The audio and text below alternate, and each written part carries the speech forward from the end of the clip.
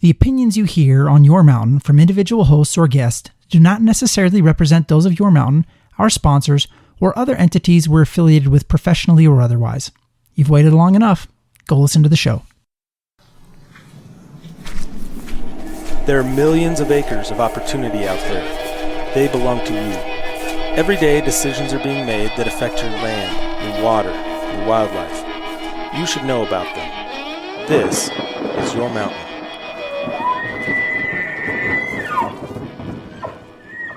Hey, everybody, and welcome back for another episode of the Your Mountain podcast. I'm your host, David Wilms. Nephi Cole, co-host, sitting across the computer from me. You still work here? I thought for sure.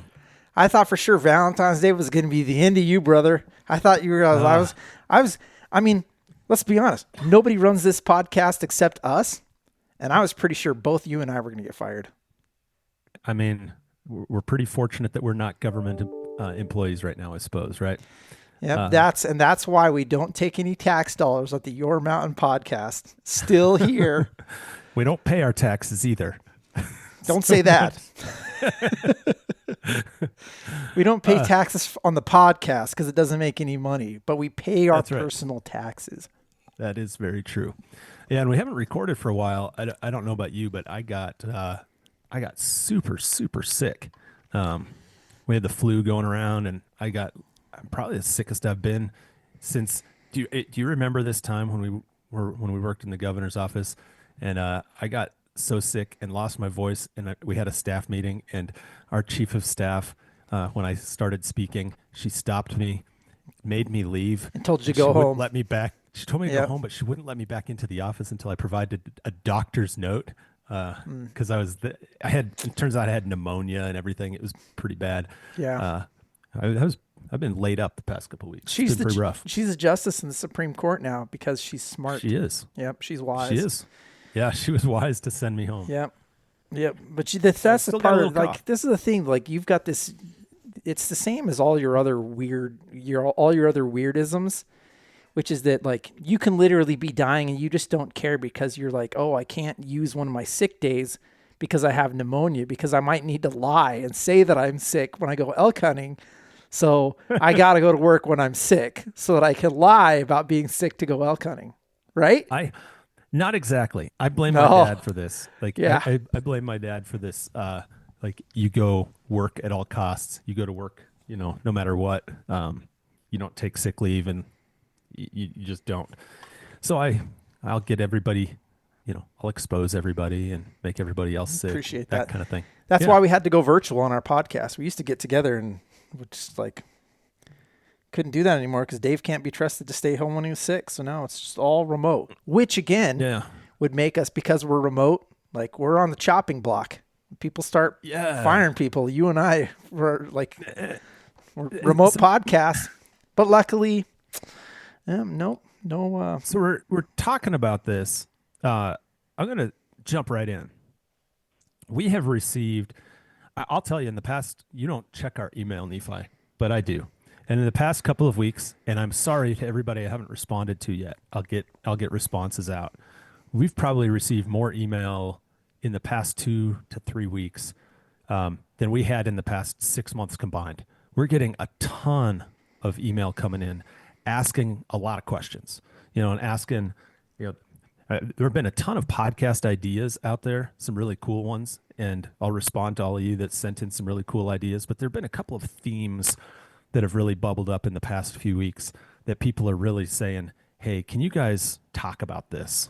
And since there's so many people asking to say, let's talk about this, we're going to talk about this. So a couple of things.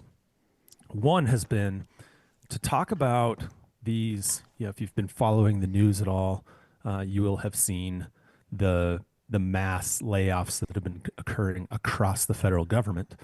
And so we've had a number of people that have written in and said, hey, what does this actually mean for our public lands in particular, and our wildlife and water, like in this conservation space that we all work in and care about? What does this mean for that? So we're going to talk a lot about that. Another one, and I don't know if we'll have time to talk about it here or if we'll have to record a separate one, but we've had a lot of emails coming in saying, okay, you guys just did this podcast saying that you're excited about Doug Burgum as Secretary of Interior. And then these orders came out, these secretarial orders came out right after he was confirmed. And what do these orders mean for our public lands and ability to hunt and fish in places? And, what's that impact going to be? And so we want to talk about both of those things. Like I said, we may talk about that one in the next episode. I don't know if we'll have time to get to it today. We'll see how this goes. But because of the timeliness in particular of the federal workforce layoffs that have been occurring over the past several days, we did want to take some time and talk about that and answer some of those questions about, okay, why did this happen? What does it mean? What does it mean for our public lands and outdoor spaces going forward? So I don't know, Nephi, do you want to, I'll do a quick tee up and then maybe I'll kick it over to you. Yeah, let's but tee I it think up. you have some more of the data. Here's how I think maybe this conversation goes. Talk a little bit. We're going to focus on, obviously there's a lot of federal agencies, right? And I believe, we're talking about right now, about 9% of the federal workforce potentially being impacted by these layoffs that are occurring. Layoffs are tied to what are classified as probationary period employees. So they're permanent employees that have been hired within the past 1 to 2 years, depending on their job. That probationary period can last up to 2 years, depending on what job they were hired for. And during that probationary period, an employee can really be fired for just about any reason. Typically it's performance based. You find somebody that it's just not working out. They're not performing or not as capable as you'd hope they'd be. And before that probationary period ends, you terminate that contract or that employee, because once they pass that probationary period, there are of 1 year or 2 years, there are a lot more protections that come in place. It becomes much, much more difficult to fire a federal employee once they get through that probationary period. There's we call them civil service protections that are in place for employees across the federal government. And so the time, if you're looking at shrinking a workforce, the time and the types of employees you can look at are in these newer hires that are in their probationary period. So what happened in the last couple of weeks is, and I should say, those probationary employees right now, I think I said it, but I think they make up about 9% of the federal workforce. And so what you're looking at, or a non-military, I should say the non-military portion of the federal workforce, because I think the workforce looks a lot different when you're including the entire Department of Defense and military. So we're looking at, I think, roughly 200,000 employees across the federal government that are likely terminated because of this. And a number of them have been in agencies like the Fish and Wildlife Service and Department of Agriculture and the various departments under the Secretary of Interior's office, like Bureau of Indian Affairs and Bureau of Land Management and U.S. Fish and Wildlife Service and all those. And so there have been a number of those that have happened, and it's that's sort of the fact of what happened, like just the fact of this has happened and is going to continue to happen over the coming days and weeks. But Nephi, I know you have some more specific data and maybe a little bit more background too that we can provide to this before we get into some of the, what are the ramifications of this? Yeah. So I think there's more background that needs to be given, I think, to kind of understand this. And so I think to really understand some of the challenges that we're facing, we got to back up at least a couple of years. Let's back up to the pandemic. Everybody remembers when that happened. So 4 years ago, we had a really unique thing happen in our country, which everybody figured out how to work from home. And that was good and that was bad in some cases. Prior to that, the federal government, they did have some programs that were remote work and telework. And so they had people that were, if you didn't need to come into an office, let's say you worked for the Natural Resources Conservation Service, you're a district conservationist, you drive around to ranches to do all your work on a daily basis. So then the question becomes, do you need to actually drive 30 miles in to pick up your pickup truck to then drive out to all these ranches? Or can you just park the pickup truck at your house, get in the truck and drive out to all these ranches? And so there's an example of remote work where that may have been, something that you could do. Telework, where you did tasks where you didn't have to come into an office. You were working on a laptop anyway. So when USDA and a bunch of federal agencies went heavily into that arena during the pandemic, we had a really unique thing happen, which is we figured out that sometimes you had too much office space. So then you had individuals who no longer had to come into a physical office, and that kind of changed. That caused some interesting things to happen in D.C. So in Washington D.C. during the Biden administration, you started to see a real push against these federal office buildings, right? That where people were like, oh, these empty offices, we don't need all this office space anymore. There was a bunch of political haggling that occurred in D.C. where lawmakers from a given party were saying, like, why all these empty buildings? What's up? Why aren't people working anymore? Well, the answer to that was, in many cases, people were working. They just didn't need to come to that office space. So then the question became, what do you do with the office space? And you had this push where a bunch of people are saying, fill that office space back up, make everybody come back to the office. And other people were saying, well, get rid of the office space so we don't have to pay for it. You had all this stuff going on in the backdrop. And so there were a lot of politics with this. You had a huge amount of money that came into the federal government as a result of the pandemic. There were pots of money that came in, for example, to U.S. Forest Service to help pay for additional employees, additional programs as part of those pandemic era relief packages. So you had this influx of cash and capital that came in. All of that came crashing down in January. In 2024, you already had an issue where a variety of federal agencies were facing budget shortfalls because they were trying to figure out how to make up for cash. Forest Service was one of those. Forest Service went through some processes and was saying like they were going to have trouble hiring seasonal people. So understand that you had this tightening of the belt already going on, and then you had an election. Coming out of that election, right, we get this interesting thing that happens where the new administration brings in a guy to develop an office of government efficiency, or whatever you want to call it, with some other folks that were outside the federal government, and said, we're going to go in and we're going to pare stuff down. There was the infamous fork in the road that went out, right, Dave?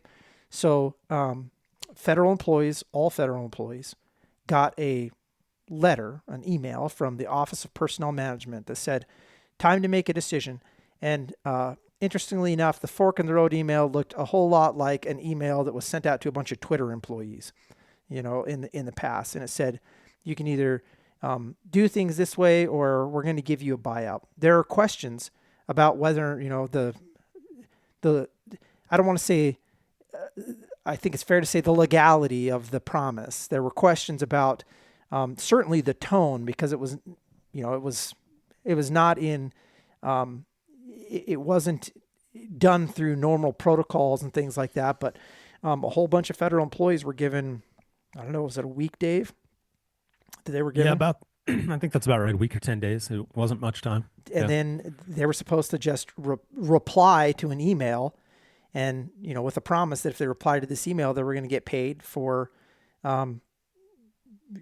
their services till September without actually having to come into the office and work anymore. So it was just, termed as a severance package. It wasn't as tight as you typically see these things in the past. So for example, in the Reagan administration, when you downsized government, you had buyouts. You had folks who were given an opportunity to retire early to kind of reduce the size of the federal workforce. But there was a whole lot of work from HR departments kind of lining all that stuff out, making sure that people really could crunch the numbers and decide what they wanted to do. This wasn't like anything I think anyone in the federal workforce has ever seen before. Because typically federal HR, federal rules for civil service employees, you just don't have anything that is just a bomb going off like this. It's unprecedented. So I don't know if you want to add on to that before I talk about the Valentine's Day massacre. Excuse me. I don't know that I have much more to add on that. I mean, I think you laid it out. So there are maybe 3 buckets of employees we need to be talking about here, right? I have 3 buckets written down on my piece of paper too. I have telework, remote, and probationary. What do you have?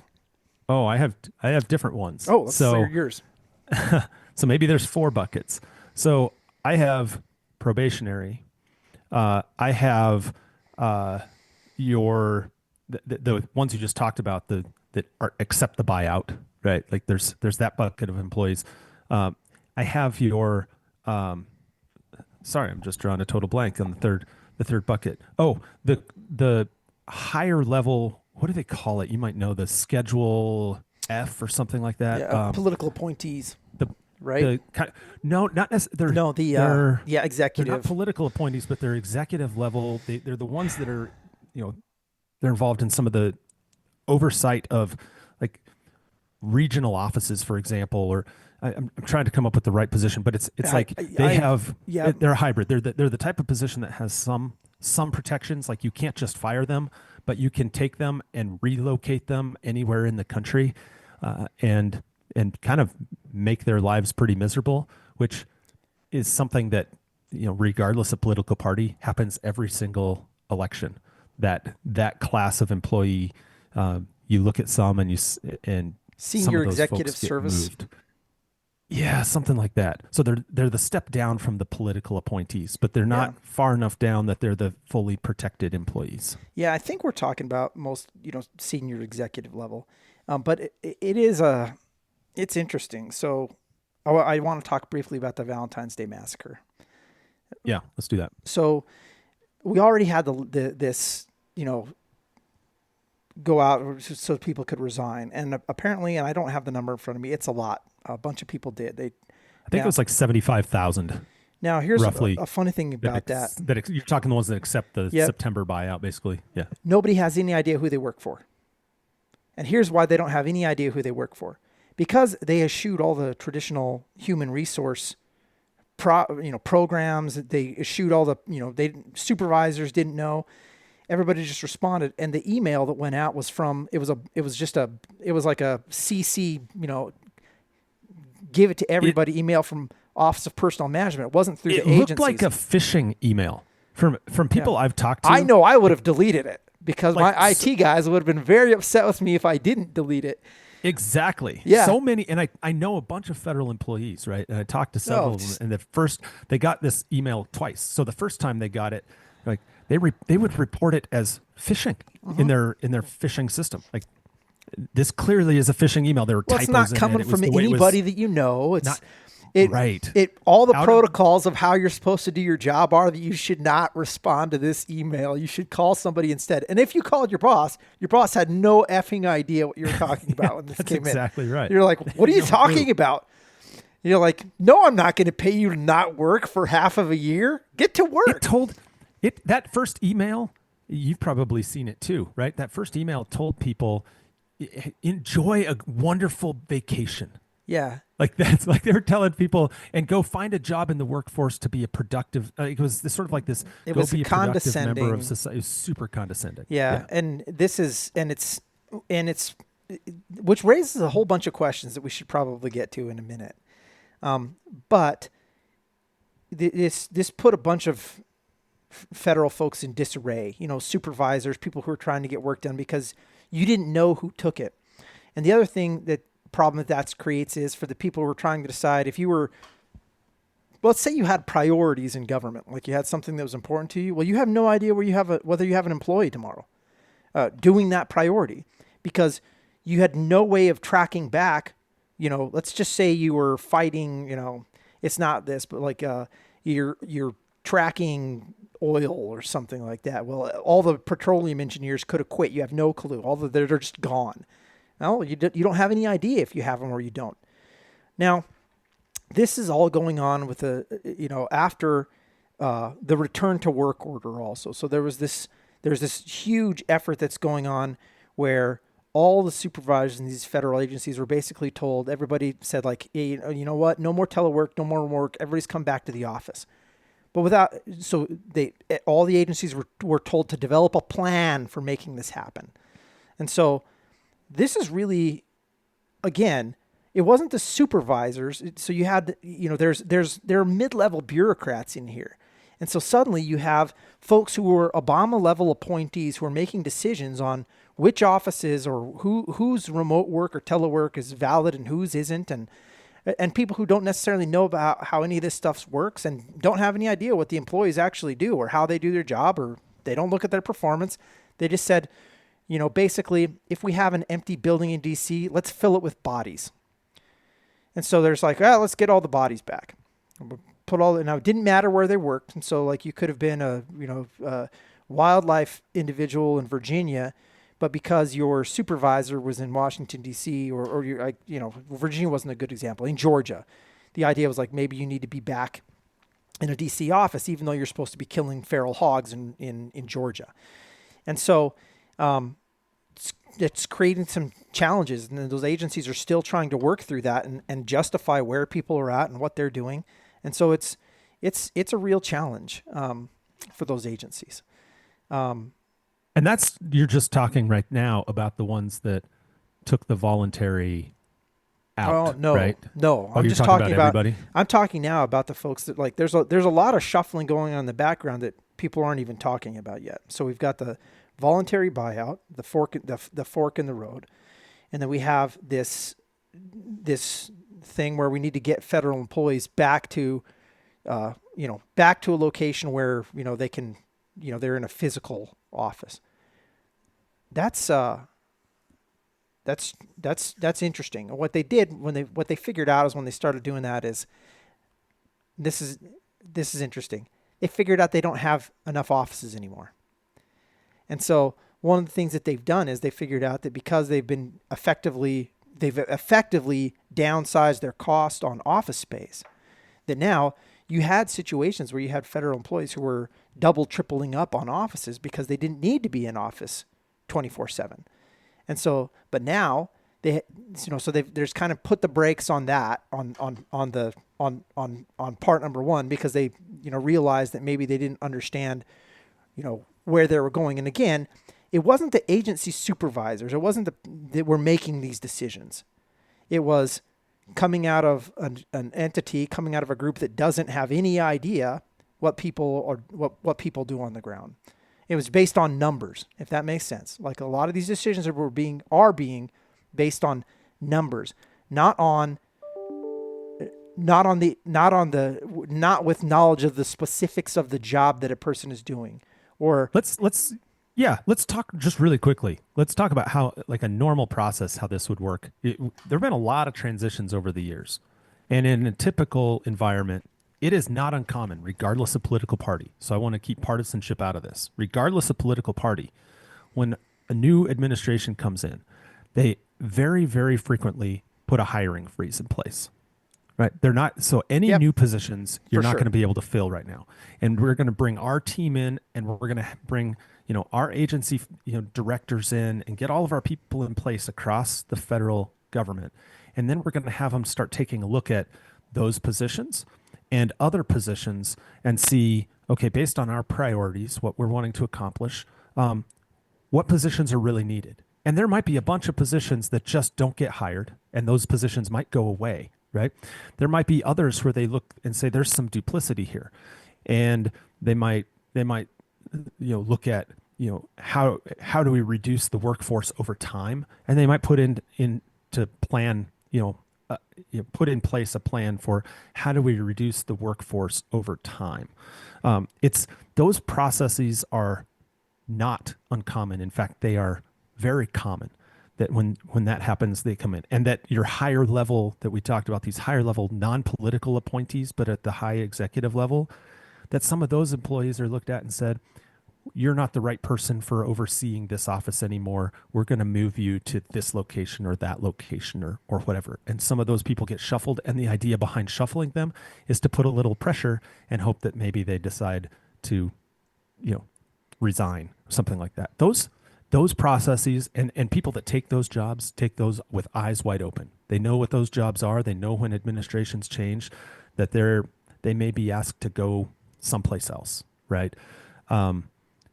It's what you've described, this, when you call it the Valentine's Day Massacre, which I think is what a news report here in our state called it, where these emails, just emails going out that are a paragraph long to employees that are saying your services are no longer needed. And they're different iterations of the email that I've seen. Anything from you're being terminated for performance, or your just services aren't needed anymore. But effectively anybody that's been on staff for less than 1 to 2 years in that position, probationary position. The Valentine's Day Massacre. And so these emails, they got these mass emails going out, so laying everybody off and locking them out of their email accounts and their offices, like giving them 30 minutes to leave the building, just ripping a Band-Aid off with people. Yeah. And so anybody who's ever worked for the federal government knows what a probationary employee is. A probationary employee is not a temporary employee. It's not a seasonal employee. And that's important because we're going to get to those in a minute. But a probationary employee is somebody when you start a job with the federal government, it's really hard to, as everybody knows, once you have, at least it's supposed to be hard in the federal government to just blanket fire people. There's a reason for that. But in order to have a time period where if somebody isn't performing at the level that they should, you can easily move on. There's a probationary period. And that probationary period is typically 1 to 2 years. And that probationary period is the period where the performance, if it's not up to snuff, the supervisor can, doesn't have to make a huge amount of justification. You can just terminate the employee. And what happened is anybody who was in that time period basically got a letter that said, you're being terminated. And that's just happened, 3 days ago. That's why they call it the Valentine's Day Massacre. And that went out to, I don't know how many 100,000 federal employees got that letter, but it's a lot, including in entities like the Forest Service and the BLM, which got a lot of attention in our region. And so in this area, the Forest Service were 3,400, I think, is, different reporting, but there were a lot of individuals who this is going to affect. And so that's where we're at. I do want to talk about briefly an interesting individual in history, a guy named Theodore Roosevelt. And one of the things that Theodore Roosevelt did, prior to Theodore Roosevelt, anybody who wants to go look at history and read about Theodore Roosevelt, there was this process in government, and it carried over from New York, where they were really horrific about it. Whereas whoever won a political election immediately fired everybody, right? And filled all the public service jobs with their buddies. And so Theodore Roosevelt was one of the most prolific voices and engines behind civil service reform.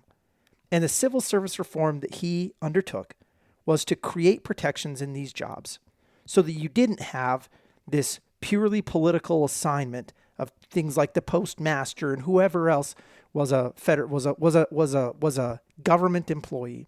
He saw the importance of making sure, and it's why this has been the tradition in the U.S. for over 100 years, of making sure that certain jobs were insulated politically. And I'm not insinuating that this is political, but it's the reason that civil service jobs tend to pay a little bit less, but also have better protections, have more certainty, because there's been an effort by government to say, like, look, these employees, the permanent government has to be somewhat permanent, because these jobs need to get done regardless of who's in office. And it can't be staffed up by people's bros. It has to be staffed by real individuals who know what they're doing and are committed to the job, regardless of how they vote. And so I think that that's kind of shocking about this, is there's so much that this doesn't feel like the typical process that people have used in the past to pare down the federal workforce. This feels very different. And I think that that's been really challenging, and it continues to be. And I don't think we know exactly what this looks like yet, but it doesn't necessarily fit with historical norms. And I think that that's one of the reasons that this gets a lot of attention right now. Yeah, can we talk a little bit about the potential impact?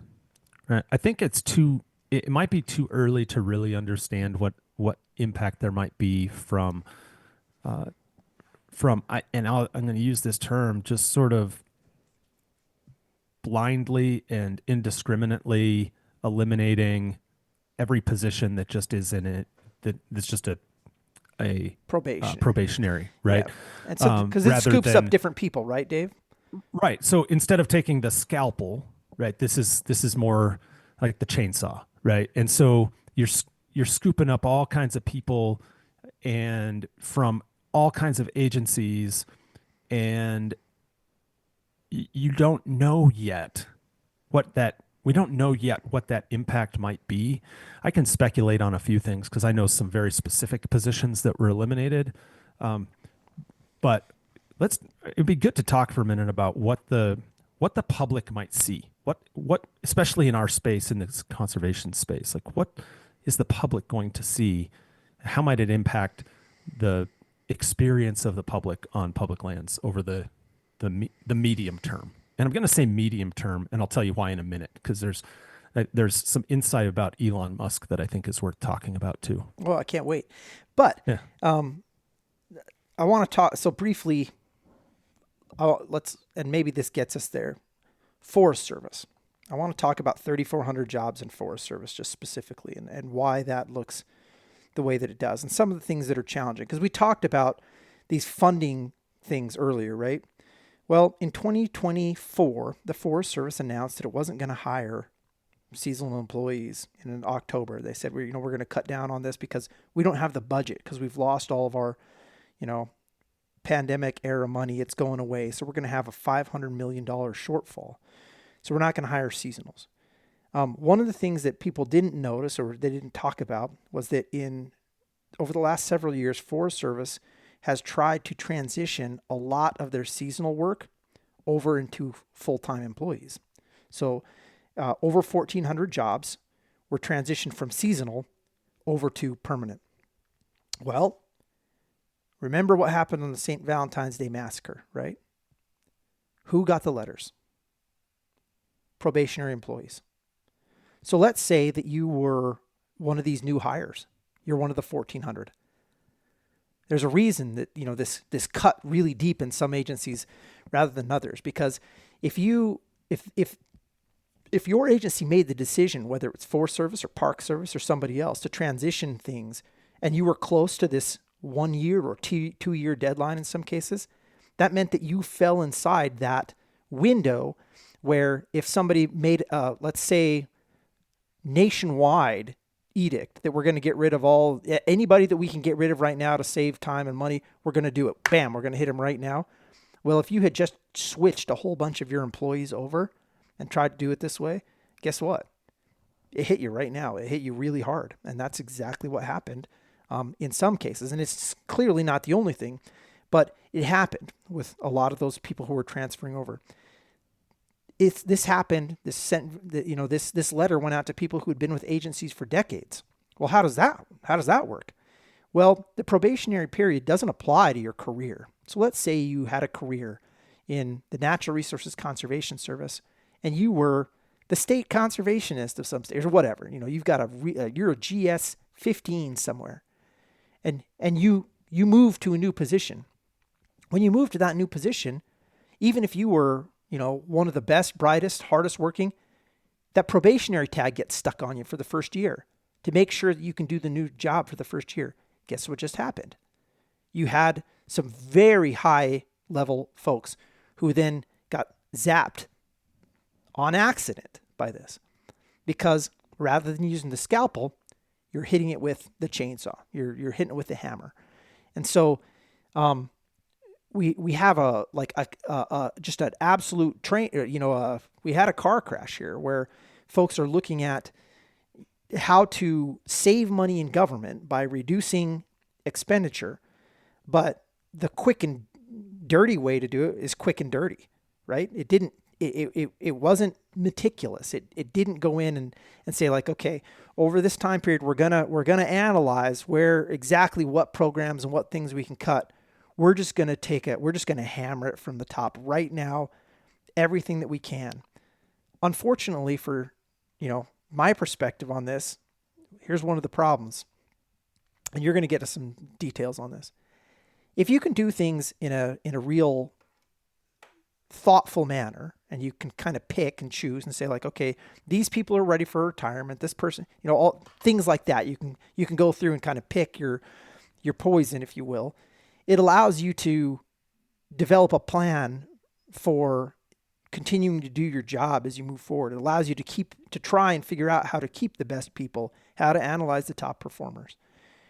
If you don't do that, then you're going to end up accidentally, chopping off some of your fingers that you need. And I think my concern right now is I think that this approach looks good in the numbers. If you're like a kid, if you're a 21-year-old kid wearing a blazer and a t-shirt, working for somebody who doesn't intend to stay in federal government, maybe you don't care. If you're somebody that's going to be working with government or that wants government to actually work better a year from now, 2 years from now, 3 years from now, this type of approach that looks great on paper might have very terrible consequences in the real world. Yeah, let's talk about some of those consequences that we might see, because I can give you a couple of very specific examples. We've talked about, in fact, pretty recently, we've talked about grizzly bear delisting, right? And how the Fish and Wildlife Service made this decision not to delist grizzly bears. Go back and listen to that podcast here, all about the whole dissection of that. This administration is going to come in, and they're going to be very interested in revisiting that decision and how do we move forward with delisting grizzly bears. That's, if you listen to that last podcast, you know that's going to be hard and complicated, and you're going to have to do things with an incredible amount of precision in order to have this be able to survive judicial review. For folks that don't know, in the U.S. Fish and Wildlife Service, which oversees the Threatened and Endangered Species Program, there's a position in there, and it's the head of the Ecological Services Division of the Fish and Wildlife Service. It is a non-political appointed position. It's a career position. It is somebody that has deep expertise and knowledge of the Endangered Species Act and the processes that are involved for responding to petitions to list, uplist, downlist, delist, all that sort of thing, and helps facilitate working with the Department of Justice and their own solicitors on, how do we make sure that if we're moving forward with the delisting, we do this in the right way. Like it's a critical position to that program and to being able to move forward with, say, I'm just giving this example of delisting grizzly bears, which I know will be a priority of the administration in that agency.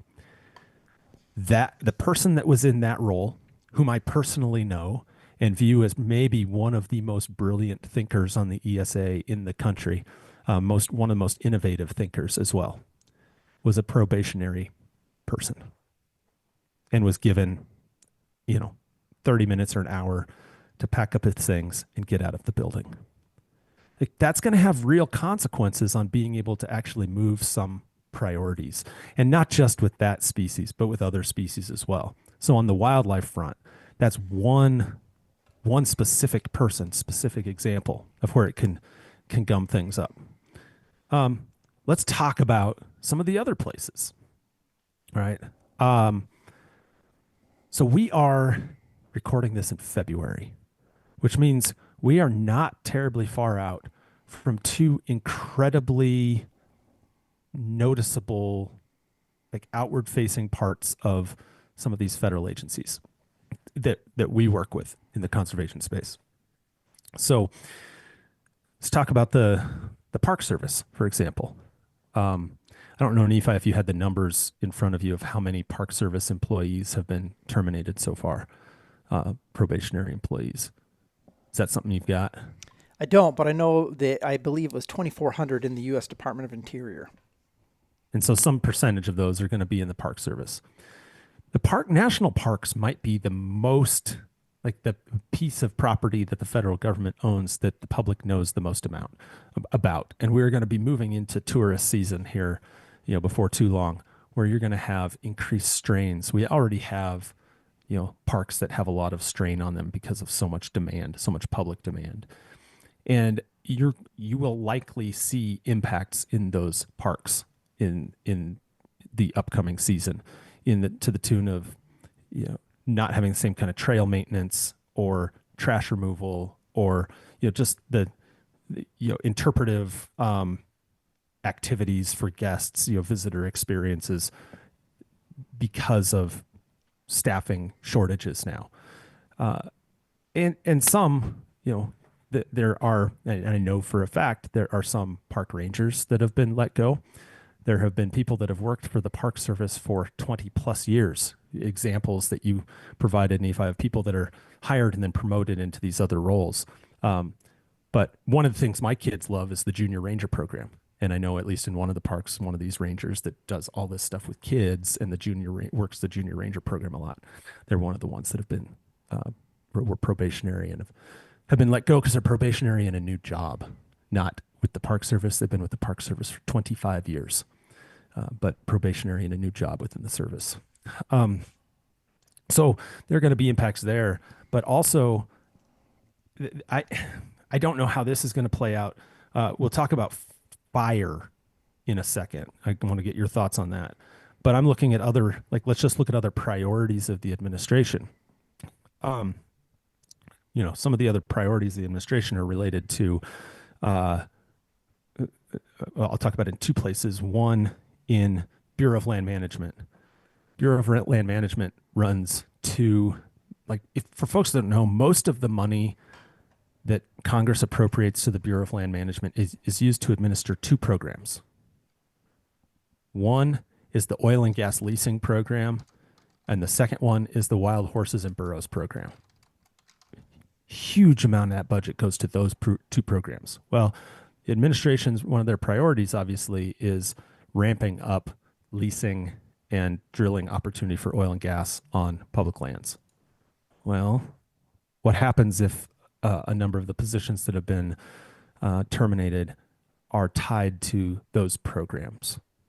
It could actually take a lot longer to get projects approved, to go through the NEPA review, everything that needs to get done, because you don't right now, you don't even know what positions you fired, right?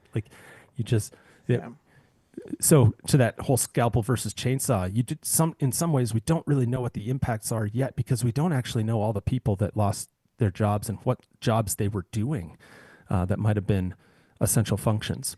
The last one I'd mention is in the attorney space. And I have to talk about it, being a lawyer myself, I have to talk about the attorney space a little bit. So it is for attorneys, the probationary period is 2 years. Okay. I know of several attorneys that have lost their jobs in various parts of the federal government because they fell within that 2-year window.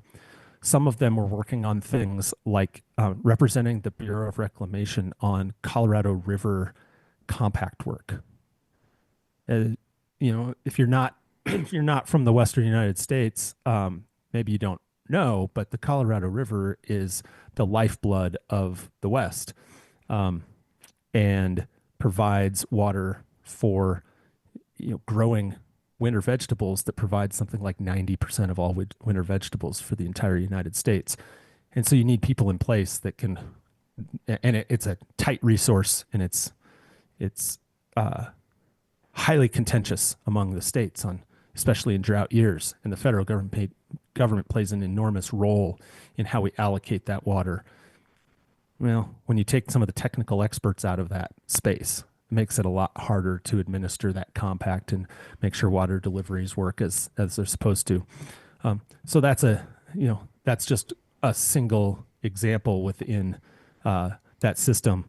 But I also know of people that were in acting roles that were fired because they were viewed as probationary, even though they were backfilling in acting roles until that position was hired, right? They were backfilling a role. They weren't going to be in it permanently. They were just in it until that position was hired, and then they were going to go back into their line attorney position. They were terminated.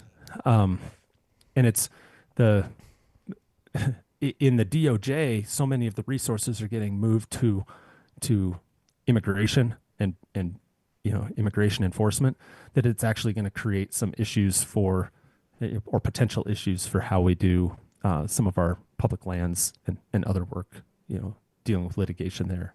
Things are going to grind to a halt, or not halt, or litigation is going to slow down because you've lost staff, your line attorneys, the ones that are there 1 or 2 years are the ones that are doing a lot of the work. Speaking as somebody that worked as a line attorney for a lot of years, you're doing a lot of the writing, the brief writing, memos, that kind of stuff, legal research. You're a pretty important cog to keep some of the litigation moving forward. So I'm just saying there are going to be, those are just a few examples of places where I think they're going to, we don't know what the issues are totally going to be yet, because we haven't even seen a list of the positions that have been eliminated yet. Yeah. So we don't even know for sure, but there are going to be, you can't make cuts like that when you're not using the scalpel and not have an impact somewhere.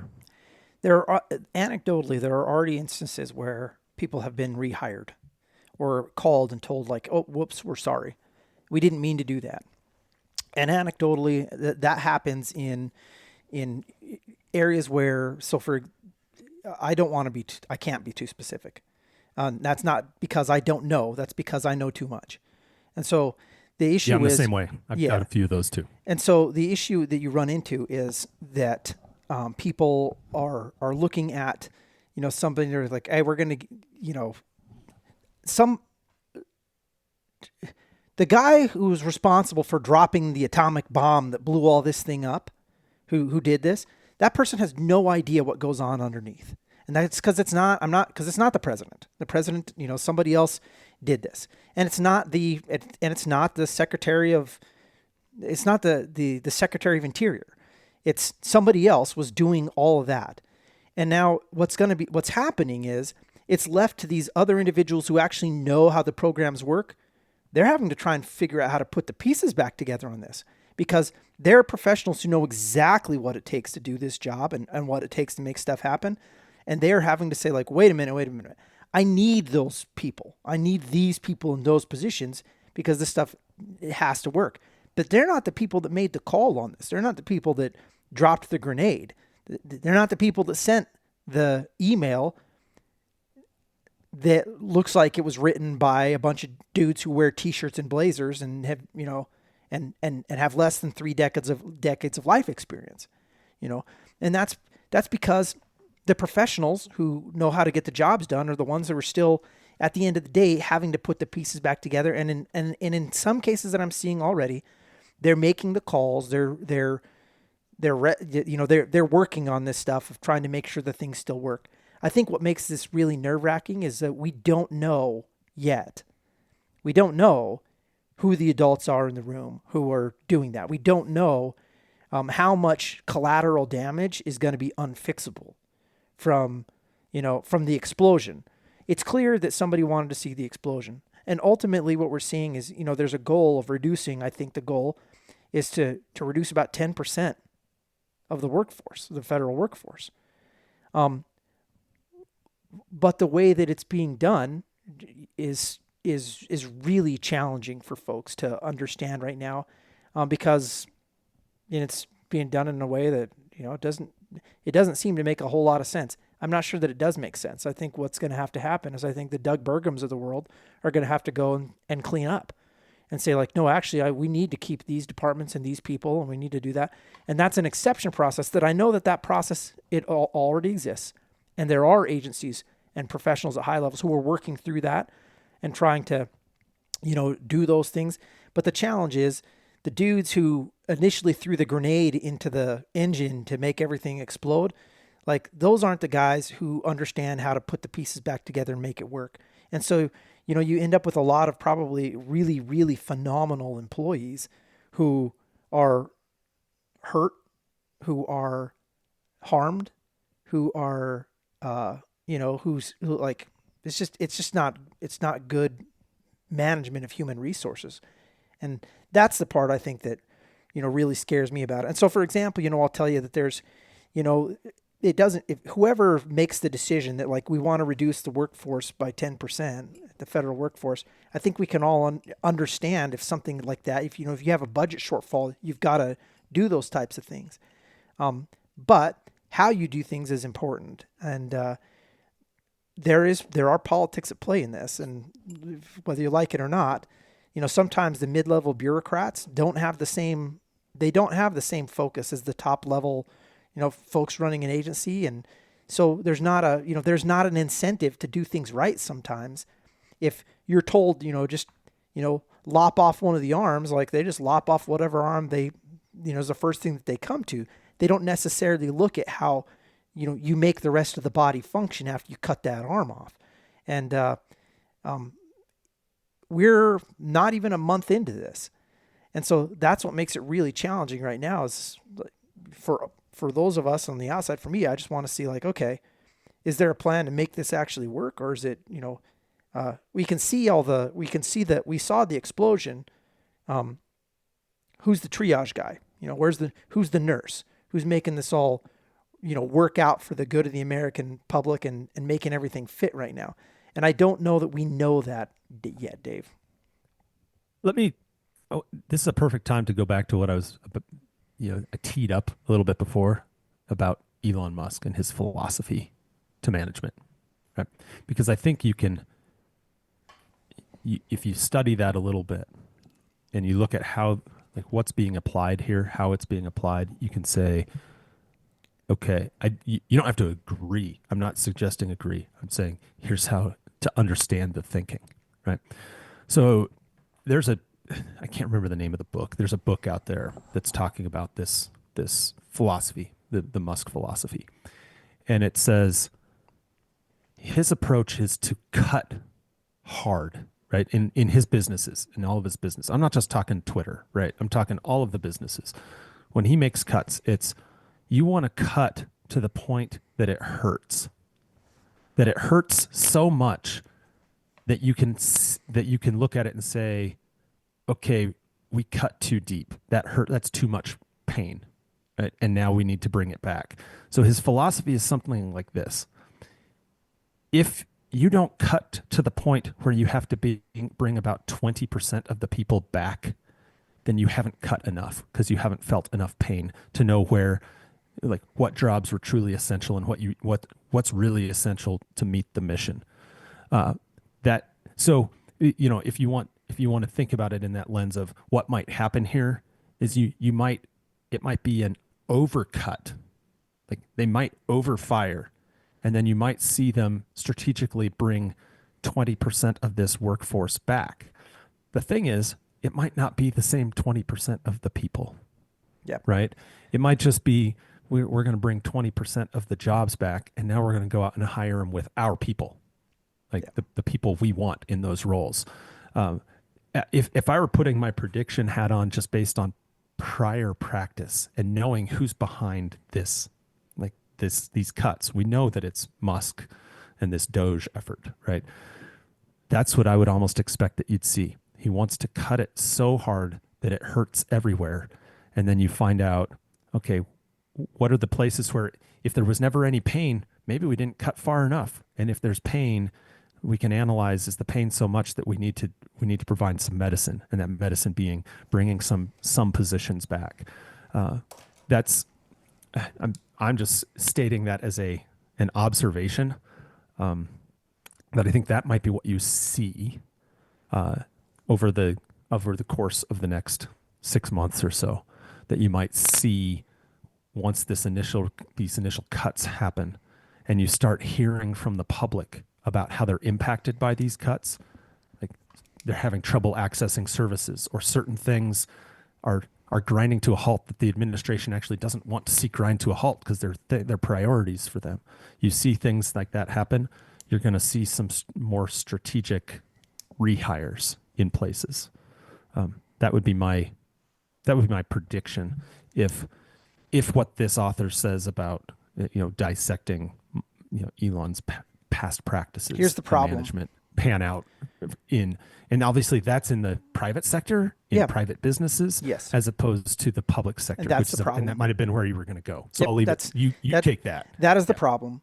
I think that if you're looking at this from a purely capitalistic standpoint, you're looking at it that way, then you're looking at a world where, you were paying people, based on market economy, and they're doing the job because they're getting the money to do the job, and that's what drives everything, is the bottom line.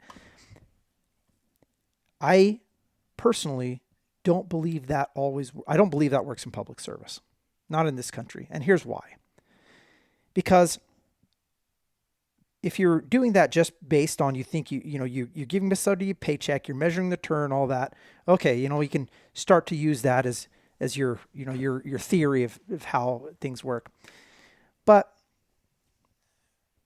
there are a huge number of jobs in the public sector in the United States of America, particularly in the natural resources fields, where money is not why people do the job.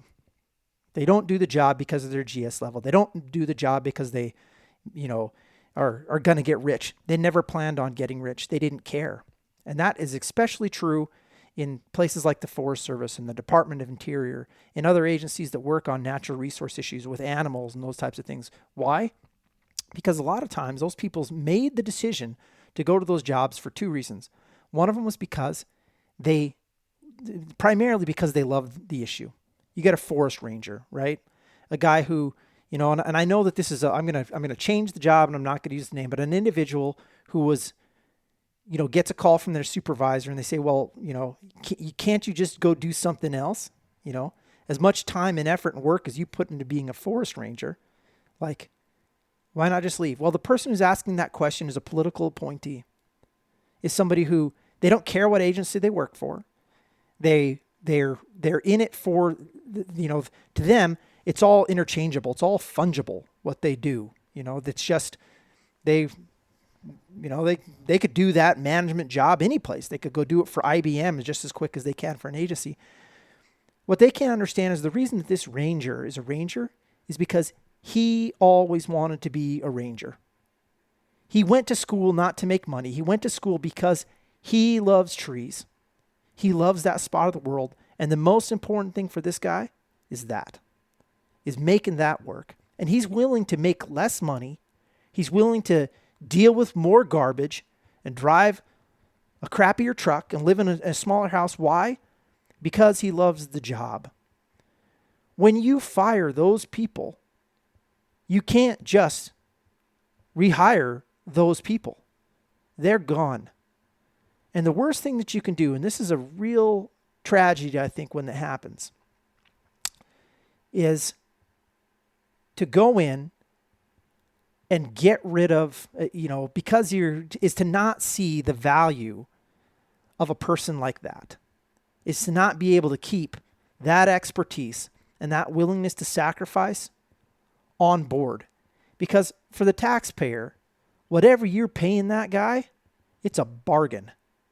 Because you're not going to be able to replace his expertise, that decade or 20 years of experience. You're not going to be able to replace it. You're not going to get the same level of quality output, no matter who you put in his job, especially paying them the same rate. Because that guy wasn't working for money. And that's what happens when you indiscriminately do this, when you let somebody that works on a calculator, somebody that makes their decisions on a calculator, make these types of decisions. Invariably, they don't understand that the reason that that guy is wearing that shirt, it's because he loves the job. It was never about the money for him. And to me, that's the tragedy of this approach, is you didn't allow the supervisors and the agencies to say, like, wait a minute, I got to keep that guy because he's here for all the right reasons. He doesn't care about your fork in the road email. You're telling him to go on vacation. That guy never took a vacation because he cared too much about his job. That guy doesn't want to go to the Bahamas for 7 months. That guy would worry about the way that the trail looked that he left. He'd worry about the work he didn't get done. And you just got rid of that guy on accident. And you probably don't care. That's the problem. Because you're not the guy that's going to be here in a year. You were planning on coming in, dropping a grenade in the engine and walking away. That's the tragedy. Somebody has to be here to make sure that the important stuff still works. You said that perfectly. I'm going to build onto it because there's one other tragedy too. I just want to add I 100% agree with everything you just said. The other tragedy about this is the way that the federal workforce is being vilified, the way that they're being demeaned and told that they don't matter and told that they're lazy bureaucrats. And, you know, you're putting, by doing this, by going through this process, this, as you said, this indiscriminate process. And at the same time, the talking points that are coming out of the mouth of those folks are like, we've identified all this waste and fraud and we're cutting it. You're effectively saying, you know, that BLM employee, that Forest Service employee, that park ranger, that their jobs are fraudulent, like that the work they're doing doesn't matter, that they're lazy. You're vilifying members of your own community, people that you go to church with, that are on your, you know, that coach your kids' softball teams, soccer teams. Like, it's this. You're making them faceless enemies, right? And the other piece of this is, if you do bottom out and say we need to bring 20% of the workforce back, who wants that job? Yeah. Who wants to be treated like that? This is a sad, pathetic reality of taking this approach. There's this idea that you're taking this approach to quote unquote drain the swamp, right? The people that you're getting rid of, you're going to get rid of the wrong people. The 100%. people that are going to be willing to come back and sit in that desk in a building in the belt, you know, and I'm not trying to disparage people who live in the DC metro area, but if your approach isn't centered on trying to make sure that the people with the most knowledge out in the field are the people that stay, then what you will happen is you will refill that 20% with the exact wrong type of people. Because the people who are the higher caliber individuals, the ones who are willing to go out there and sacrifice, those people are going to, at some point, they're going to say, like, you know what? As much as I love this job, I'm not going to do it anymore. And so you'll artificially degrade your organization. And the reason you will do that is because when you rehire, guess what? You don't get to choose. You don't get to choose. You don't get to make, money doesn't drive that decision. This isn't a public company where you're going to be able to go out and surf every resume and hire the biggest, best, brightest. No, this is civil service still. And the processes are different. And the naivete to think that that's not the case in hiring is going to be turned into naivete. The naivete door runs both directions. You're going to have problems. Yeah, I agree. I think 6 months from now, we're going to be in a position where we're going to be saying, We got some problems, right? Like we're having trouble.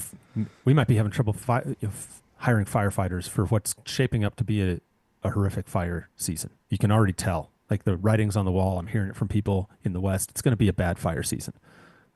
I don't know if you'll be able to fill all the positions there.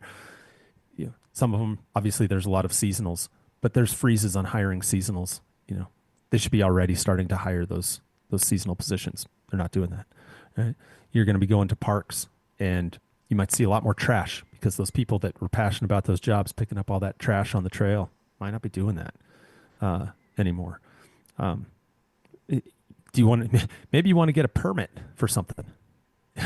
We don't know. Some of those permit officers may not be there anymore. It's frustrating to see this approach, and this is coming from somebody on a personal level, I see opportunity to shrink government. Like I'm all for having the most efficient government and the efficient use of taxpayer dollars, right? I want to see that. I'm also a human being and know a lot of amazing human beings that work for the federal government that have lost their job for no other reason than they work for the federal government at the wrong time. Yeah. Right. And their families are impacted. Their lives are upended. They had just been hired for their dream job. Some of those passionate professionals you'd ever meet. They're gone. Right. It's really hard to sit back and straight face say this was the right way to do it. I think that's the take home, and everybody should be frustrated by this. And I will say, this is a product of our political problems, of our inability to talk to each other. And here's why.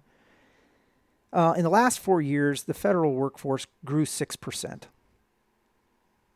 And a bunch of people are mad about that. And now there's this idea we're gonna undo that as quickly as possible. If we allow the entire world to pendulum like this will happen again.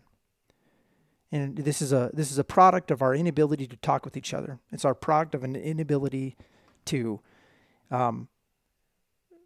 be honest about our goals and what we're trying to do, and to work through the process the way it should. You and I worked in an administration that cut 10% of our workforce. That's right. And we still were able to get the job done. And our agencies were able to work. And we were able to actually perform at extremely high levels. But I don't think we actually ended up having to fire a single person. No, because when we did that. Because you can incentivize people to take that next step. And we have an aging federal workforce, right? Where there's a bunch of people. And here's the funny thing. This is a reality of this, that I know this is the case right now. I know that there are people that were getting ready to retire that didn't because of this. That they stayed on board because this uncertainty made them feel uncertain about the future and about their benefits. And so they just decided to sit it out. And they're going to stay, and some of the young guys are going to go. And it remains to be seen how this is going to. So here's the thing. I know we need to go because you got a lunch appointment. Right. But here's what I will say. You need to talk to your elected officials. That's what happens next. Because invariably, the people who are making these decisions, they're not sticking around. They've already told us.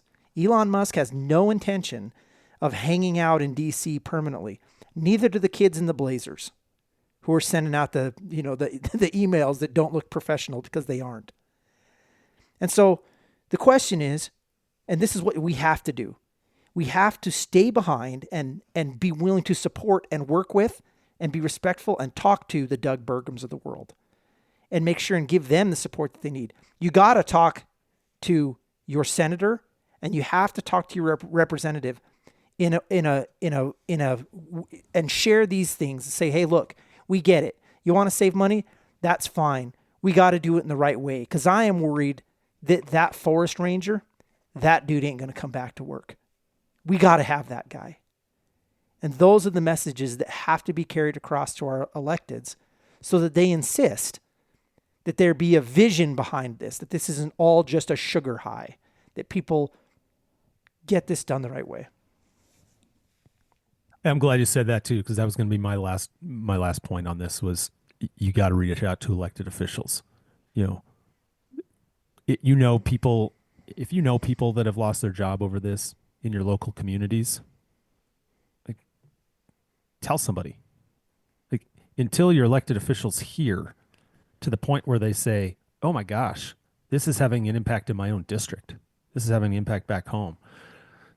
Then they're going to be in a position where they're going to take action. That's what you want. You want your elected officials to take action on your behalf, right? You want them to say, "There's got to be a better way," right? And work towards coming up with an actual plan, like a strategic plan to reduce the workforce, if that's the right approach, or look for other opportunities where there might be places to cut, to make budget cuts that may not be the workforce. There are a lot of places where we spend money that aren't on staff too, that should probably be part of the conversation. But yeah, it's this reach out to your elected officials, reach out to your governor as well. Like, don't forget the governor's office as well, because they're going to have a direct line to a lot of these folks as well to be able to say, look, here are some of the impacts that we need to address. We need to fix this. We need to, this wasn't handled the right way. They got to hear from everybody.